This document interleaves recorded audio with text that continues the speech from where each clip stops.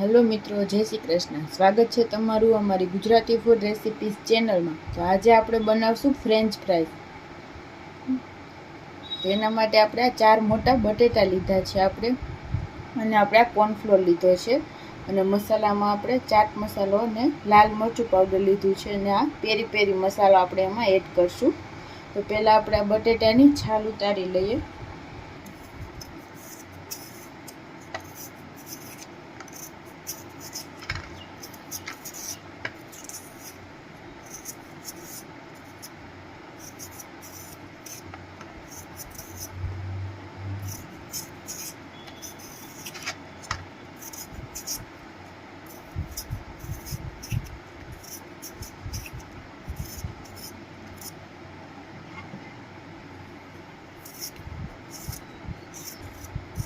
તો આપણે આ રીતે બધા બટેટાની છાલ ઉતારી લઈએ.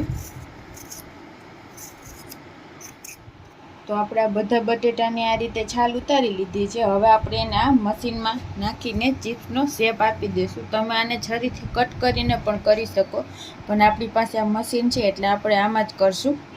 આવી રીતે બટેટું રાખીને પ્રેસ કરી દેવાનું. આપણે આ રીતની ચિપ્સ એમાં તૈયાર થઈ જાય છે. તો આપણે બધી ચિપ્સને આ રીતે તૈયાર કરી લઈશું. તો આપણે બધી ચિપ્સને આ રીતે તૈયાર કરી લીધી છે. તો હવે આપણે તેલને ગરમ કરવા રાખી દઈએ. તો આપણું આ તેલ ગરમ થાય ત્યાં સુધીમાં આપણે આમાં કોર્નફ્લોર એક ભેળવી દઈશું આમાં ચિપ્સમાં.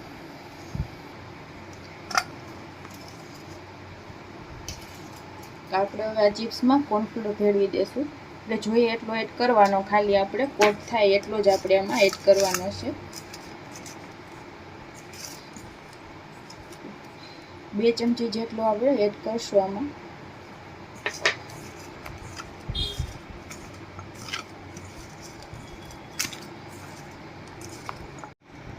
તો આપણે આ રીતે એકદમ સરસ કોટ કરી લેવાનો છે. હવે આપણું તેલ આવી ગયું છે, આપણે આ ચિપ્સને એમાં એડ કરી દઈશું.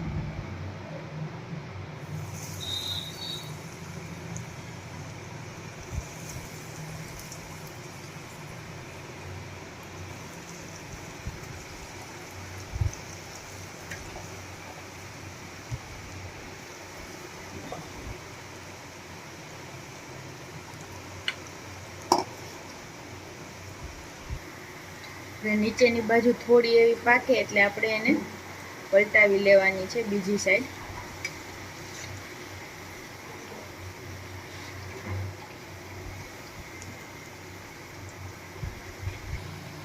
તો આપણે આને ફેરવતા જઈને બંને બાજુ ક્રિસ્પી થાય ત્યાં સુધી આપણે એકદમ સરસ આને પકાવી લેશું.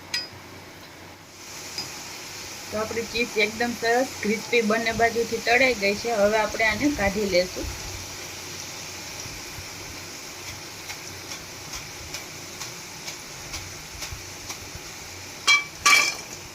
તો આપણે બધી ફ્રેન્ચ ફ્રાઈઝ તૈયાર થઈ ગઈ છે. હવે આપણે આમાં મસાલા કરશું.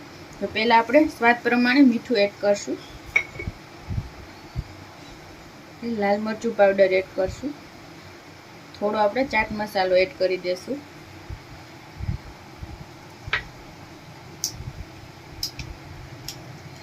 થોડો આપણે એમાં પેરી પેરી મસાલો એડ કરી દઈશું. મિક્સ કરી દઈશું બધું.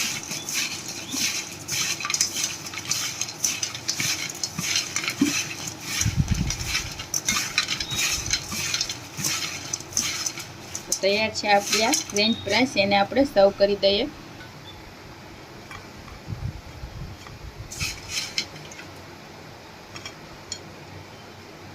ટમેટા કેચપ આઈને સર્વ કરી છે.